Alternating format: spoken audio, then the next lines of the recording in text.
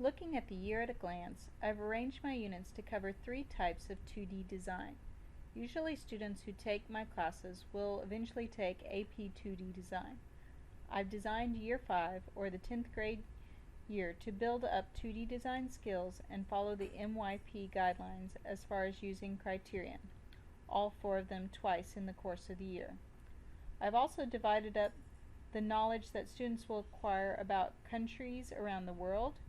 The countries follow a path of progression in which countries that touch each other or touch across bodies of water. We move from North Africa to Saudi Arabia to India in progression where countries touch. The themes for the Year 5 10th grade are 2D design concepts, countries around the world, and artwork that will build skills for the AP 2D design portfolio. Unit 1 focuses on painting, Unit 2 focuses on printmaking, and Unit 3 focuses on collage, both actual and digital collages. I usually start planning a unit by planning the assessments first. I have three kinds of assessments I want to use in this unit. The first assessment is a knowledge and understanding. Scholars will gain about countries around the world. They will look at 7 countries and create a world map that illustrates what they've learned about contemporary and traditional art from each country studied. I provide a lot of choices on what the world map can look like. Students can work digitally, they can work on an actual map, or they can create artwork that communicates the information. This assessment is assessed with the Knowledge and Understanding, or Criterion A rubric. Secondly, there are 4 painting projects in this unit. Each painting project assesses a different type of inspiration or kind of skill or different kind of painting media. The first project is called the Indiana Numbers Project. In this project, we were inspired by the famous artist Robert Indiana. In this project, they will practice blocking painting techniques with acrylic paint, and the scholars will connect with mathematical concepts of how to represent a number. In the second project, they do a group grid painting. This is a project where artwork is divided up into pieces. Each student gets a piece of a gridded picture. They are not told what the picture is, and they only have the piece that they are creating. They use palette knives in this project and acrylic paint again. They must recreate their piece of the picture and use texture technique provided by the palette knife. In the third project, students must choose an inspiration of a landscape. It could be a cityscape, a traditional landscape, or a landscape that has objects, people, or animals in it. It must include sky, a midground, and a foreground. In this project, they will address skills of layering, using media to change watercolor paint, and working with atmospheric perspective. In the fourth and last painting project, students must be inspired by their own personality. They must create a two-faced self-portrait in oil. In the course of this project, they will learn how to properly use oil paint, represent themselves in a realistic way and an abstracted way, and to represent different parts of their personality. These 4 painting projects are assessed with the Developing Skills, or Criterion B rubric. The last kind of assessment in this unit is a critique of the 4 paintings. Scholars will use the 4-strand critique method and art vocabulary to justify their artistic intent for their projects. These are written critiques assessed with the Responding, or Criterion D rubric. Now that I know how students will be assessed, I move back up to stage 1 of the unit plan. Here I pick personal and cultural expression for the global context, since students are required to express their personal personality and the expression of several different countries/cultures. I've chosen identity as the key concept because they are representing the identity of a number, the identity in a group, identity in nature, and their personal identity. I've chosen composition because students have to use composition in all 4 of their painting projects. Putting all these 3 things together, I've come up with the statement of inquiry that says, identity can be expressed more clearly through a thoughtful composition. As I move to my inquiry questions, I turn to my statement of inquiry into a debatable question. Can you separate your culture from your identity? Can you express your identity with any composition? Then I create conceptual questions that lead up to these two debatable questions. And then I created factual questions that will aid students in answering the conceptual questions. You will always begin with the end in mind, start with the debatable questions, and work backwards to the factual questions. In the Knowledge and Skills section, I list all the countries that will be studied in this particular unit. I list the different mediums of painting that we'll use, and I list the different compositions we will study, and facts about color theory and the elements of art that we will address. In the Skills section, I list the skills associated with acrylic painting, watercolor painting, and oil painting that we will address in this unit. I've also listing the painted protocol and the composition skills that we will practice. When choosing my interdisciplinary connections, I want to make authentic connections with things that are going on in other classes. I know in Language B classes they learn about the cultures of other countries. I want to make sure to connect with the Language B teacher to see if we share information between the countries that we both study. I also want to connect with the mathematics teacher to find out the different ways we can represent numbers and foster that conversation between both classes. I will now move to working on the rubrics for my 3 different kinds of projects. I use the Criterion A rubric to assess my world map project. I also choose to work on the excellent portion of the rubric first, and then I can just copy and paste that section into the different levels above and change the bolded words to the appropriate word like substantial, adequate, or limited.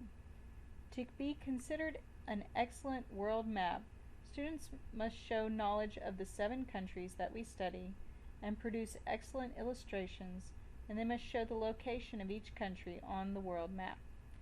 The students must also show informed artistic intent when creating this world map artwork.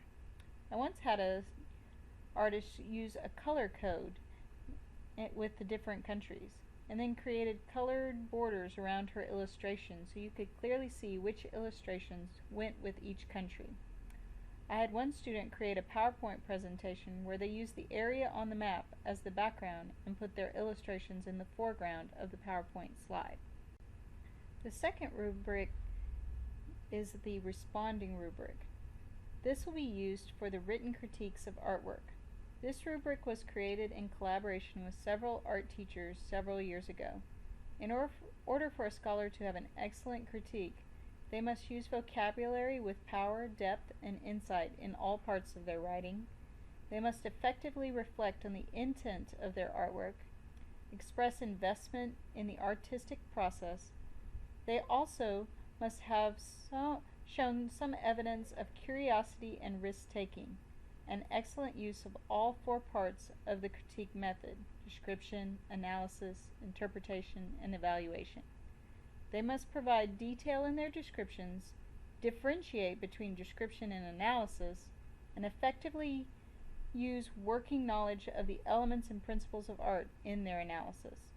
I found most students struggle with this rubric the first time we use it.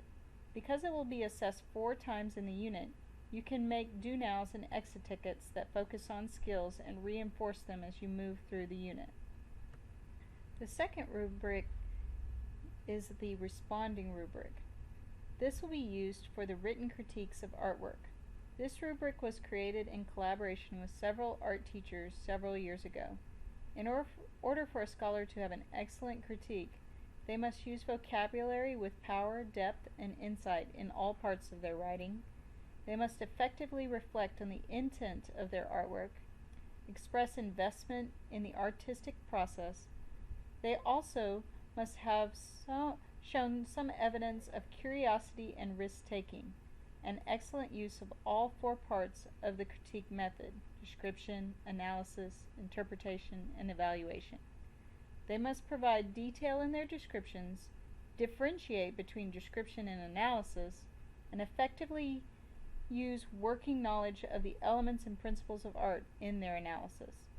I found most students struggle with this rubric the first time we use it. Because it will be assessed 4 times in the unit, you can make do-nows and exit tickets that focus on skills and reinforce them as you move through the unit. The third type of rubric I include is the Developing Skills rubric, or Criterion B. It assesses the skills taught about painting in each project. The one I have chosen here is for the Indiana Numbers project. The one I have included, students have to show that they can do block painting in the style of Robert Indiana. The Indiana style requires them to overlay one image on top of another and alternate between colors in order to have all 3 layers be flattened together. This requires students to paint crisply and cleanly every line of their project and requires great blocking technique. They can use these painting skills to illustrate a number in more than 3 ways. I've had students in the past represent numbers with equations, with pictures, like an octopus for the number 8, with different fonts of the number. One student even used the font that you see on a normal alarm clock to represent his number. The next part of the unit plan I will work on is the daily part of Stage 3. I want to put incremental steps for students to finish each project, and I want to put 1 world art lesson in each week. The 4 painting projects will be done incrementally, with world art lessons briefly interrupting them. According to the daily schedule, it will take 13 days to complete the first project. At my school, we have 90-minute block schedule classes. I find I'm able to do 2 days worth of material in each one of our days. At my campus, you can cut the number of days listed in half to teach this unit. I show it this way so I complete the objectives in a specific order. Now I'm going to move back up to the upper part of Stage 3 and work on Approaches to Learning. In Approaches to Learning section, you must pick from the Approaches to Learning provided by the IB MYP guide. You pick 2 that you know your students will practice in the unit. I know my students are going to work collaboratively through peer critique and peer teaching lessons, so I list collaboration skills as one of my approaches to learning. I know my students will critique and evaluate their own artwork, so I list reflection skills as another approach to learning. You will see this through their process journal, which will keep records of these reflections throughout the creation of the piece of artwork. In the learning experience and teaching strategy sections, I list day by day what learning experiences or teaching strategy I will use in the specific lessons. The majority of these you can find in the course structure document, and they will be explained there in detail. In the differentiation section, I divided it into different sections: ELL students, special needs students, and gifted and talented students. I want to connect it specifically to the type of assessments we'll be doing in the unit. For my ELL students, I will provide sentence stems for their critiques, their journaling, and their written assignments. I will also incorporate think alouds as the teacher to reinforce artistic vocabulary. For my special needs students, I will incorporate peer teaching and peer critique to provide support for these scholars to discuss their ideas in a safe environment without having to ask the teacher about every question. I will also provide time for them to retake quizzes and provide personal coaching from a peer or from the teacher to make sure that these quiz retakes are successful.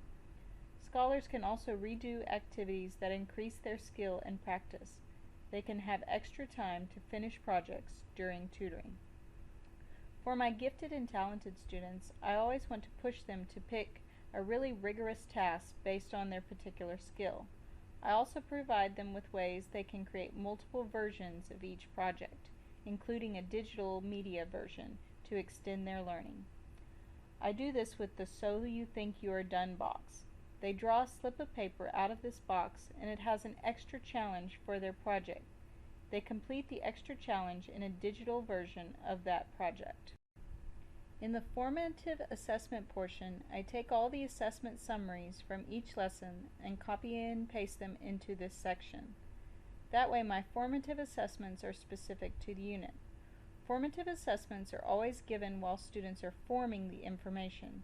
They are not given at the end. They are a daily assessment of each objective. Ideally, formative assessments will be done in the process journal to keep a record of learning.